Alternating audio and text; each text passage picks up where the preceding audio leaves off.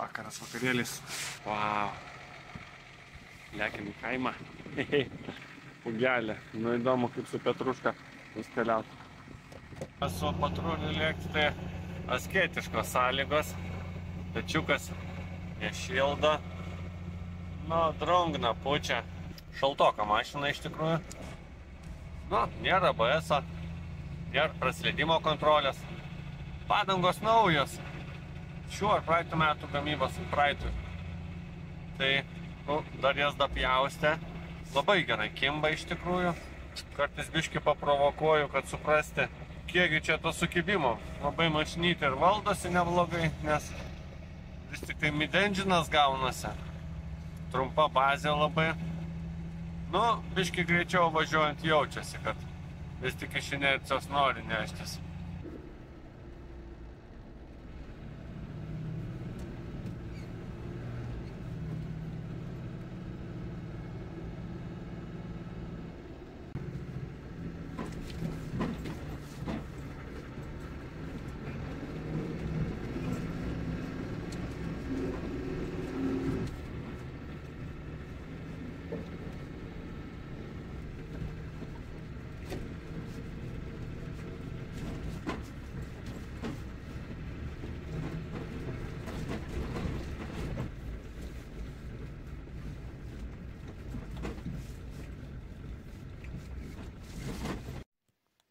Kiek čia? -7. Namie -7. Laukia gražu. Sniego nedaug. Petrušką atvežė be problemų. Kokie darbai laukia? Kol nebuvo didelių šalčių ir sniego, dienai atvažiavau. Kitą kaminą nugrioviau. Antrą, kad galėčiau šardyti šitoj namo pusėj pečių. Įdomus čia toks momentas buvo. Aš čia užsilipęs buvau ir leidau plytas per šiferį. Ir jos man kurvelė susikaupė ir viena kai čiuožė, man apatinės kopėčias beveik numetė. Liko, nežinau, keliais centimetrais gal kabėti ant šiferio čia viršui. Nu tai aš tenais jau galvau tėvui skambinsiu, kad važiuotų, bet kažkaip nusileidau, rankom pasikabinau, kojom prisitraukiau. Na jeigu neturėtum kam paskambinti, tai nežinau, sniego nebuvo tada, kai ką šokti. Toks skečio momentas. Šitą namo pusę jau, dangi, kaip ir rėdi beveik, reiks tik išsilyginti. Atėjo laikas šitam namo galui. Nu čia įdomu, daug akmenų bus. Tai va, jau virsta tas pečius su tik nuo kamino pradėti. Šiandienos darbas bus toks, išardyti kaminą su pečium. Manau, susisuksiu iki tamsos.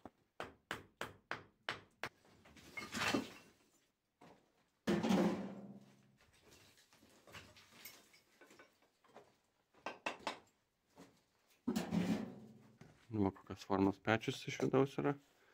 Čia iš plytų išmūryta. Būt ta pakura gal. Nu ir 1, 2, 3, 4 kanalai. Nu įdomu. Čia plytų nėra, čia kokliai tik tais. Gerai surišti, daug labai galos yra. Ir vertikaliai, horizontaliai kažkaip ir. Nu tai va, tai pečius darė.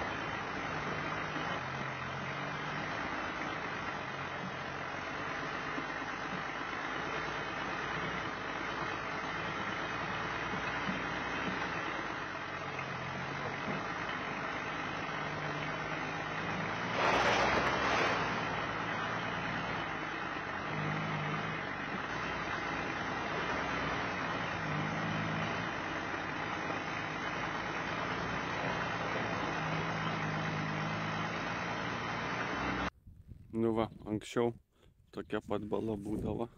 Ir čia. Dabar nėra. Džiugu.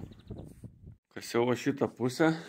šitą galą namą. Nu ir man kažkaip tais atrodė, kad trūks, tik haltūrnai aš čia gal nukasiau.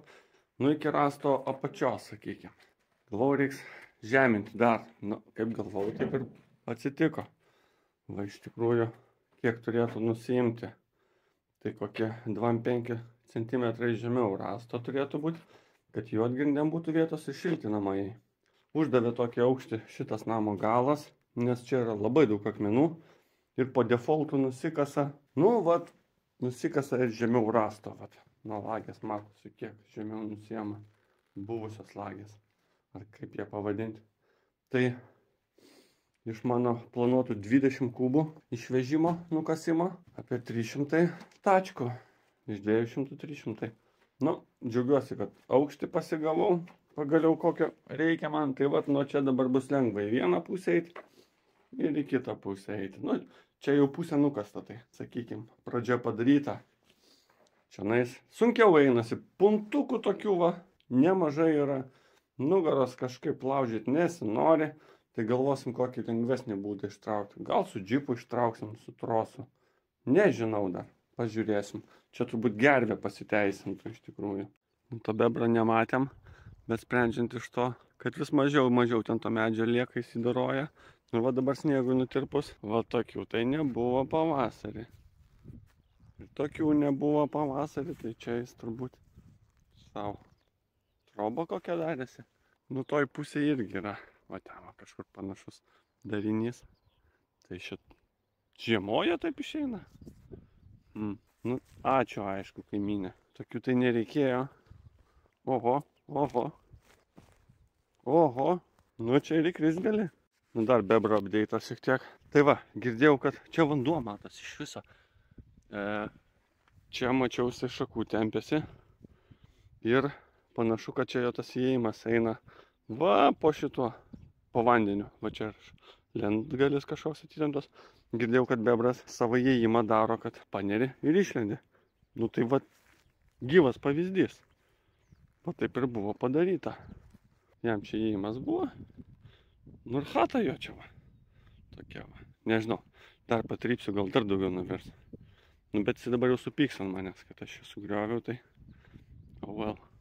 Namo gale, kur dabar nukasinėjau labai daug akmenų. Tai parušiuoju. Va, prisikasu pradžiai gruntą. Aplinkui akmenis, kiek randu prisimėtų per vieną reisą. Čia va, bus keliukas. Nu ir metu tos akmenis po truputį.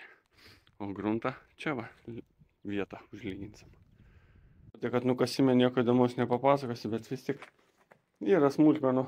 Nu pavyzdžiui, tokie akmenys nei pakelsi, nei išrisi. Galima, bet labai daug jėgų kainuoja. O čia minkšta vieta. Ar kurmis supurenės ar kas? Nežinau. Tai tiesiog minkštą gruntą. Vis tiek išvežė, akmenį įverti čionais. Nu, žvėriukų paskui patrombosim aplinkui. Gal daugiau akmenų bus didesnių. Jais irgi tokias užlyginsim. Nes šitas tai maišys putplašiui, nes per aukštai yra. Čia kaip tik jam atsigulti matau. Nu tai va, neapsisunkinkim. Vietomis va taip atrodo. Tai pagrindiniai įrankiai tai. Greblys, kastuvas ir nu toks laužtuvas. Ir perfukas toks. Irgi kartais pasitarnauja papurenti. Čia lyg yra slabu, aš vis dar nesuprantu. Nu, bet pasižiūrėkit, kaip karjerė kokiam eina savo. Na tai reikia juodgrindžio ar nereikia? Štai manau, kad reikia. Čia nais buvo duonkepė ir buvo čia lizdas matęs, urvelių sistema. Tai senų papratimų varė, galvoja, gal šilta, ne velnių, nebėra čia pečiaus. Dar vienas įrodymas, kodėl. Nu va, kurmio čia turbūt. Nenorėčiau, kad į tą putplastį lystų gyvūnėliai. Sako, labai girdėsi po grindėm paskui. Nedakastytas, pradėtas kasti. Kitą namo galą pasibaigiau apytiksliai. Nu, nei daug, nei mažai čia tų akmenų. Įdomu bus jos iš tikrųjų traukti. Dar ir laukia akmenų krūvelė.